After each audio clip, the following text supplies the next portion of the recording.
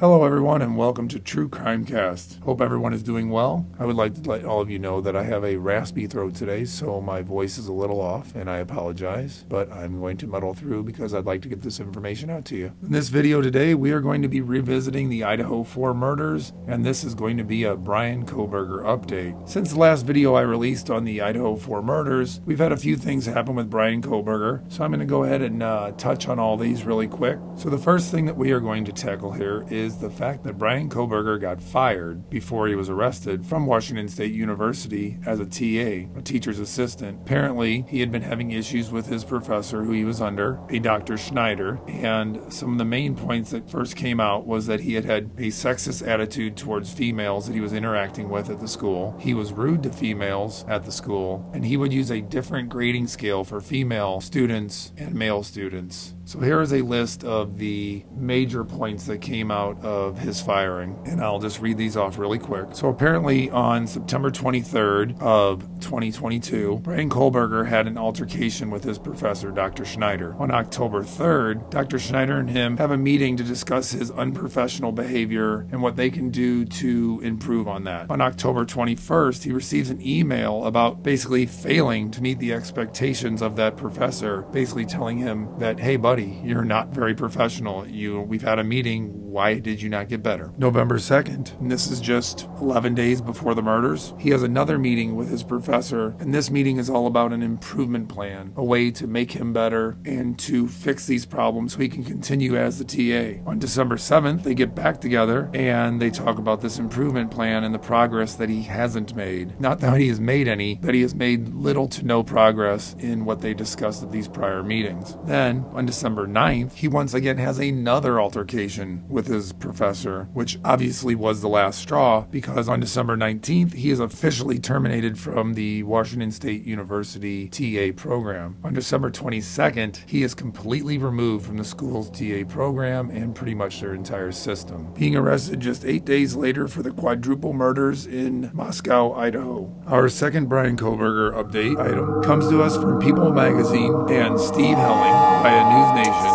He has a source that is saying that Bryan Kohberger had multiple pictures of at least one of the victims from the Idaho Four slayings on his phone when he was arrested in Pennsylvania. But from that source's information, there is no way of knowing whether it's 2 pictures or 2,000 pictures, and if he took them himself, or if these were just pictures he had saved from their social media accounts. It's highly speculated that this person, whoever it may be, would have been his main, if not only, target. Most online sleuths, and also my wife, are leaning that Kaylee was probably his target, but myself personally, I am leaning towards Maddie, but only time will tell on that. And our last piece of Bryan Kohberger news, and by the way, Bryan Kohberger, who is 100% completely innocent as of right now, if he would be convicted for these murders, then there is a potential for him to face a firing squad. That's right, Idaho State Representative Bruce Skaug introduced House Bill 186 on Wednesday, which would establish execution by firing squad as a backup to the standard lethal injection. Idaho, like other states with the death penalty, have been struggling to procure the ingredients for lethal injections in the past few years, most recently forcing Idaho to cancel an execution last year of a man who murdered 2 gold prospectors back in 1985. Skaug's bill calls for the director of the Idaho Department of Corrections to certify whether the lethal injection drugs will be available within a 5-day window after a death warrant is issued. If lethal injection is not available, then the death row inmate would be executed by firing squad rather than the sentence being carried out at a later date. The argument for both sides are as follows. One side is saying it's cruel and unusual punishment to tell a person that they are going to die by lethal injection. Then when the drugs aren't available and the sentence is postponed, it causes extra anxiety and stress to the condemned prisoner, making it a cruel and unusual punishment. The other side of this argument states that it's cruel to use a firing squad, plain and simple, because it may not be painless and it gets multiple people involved and uses firearms to serve out the sentence, rather than just one person injecting the drugs into the condemned person.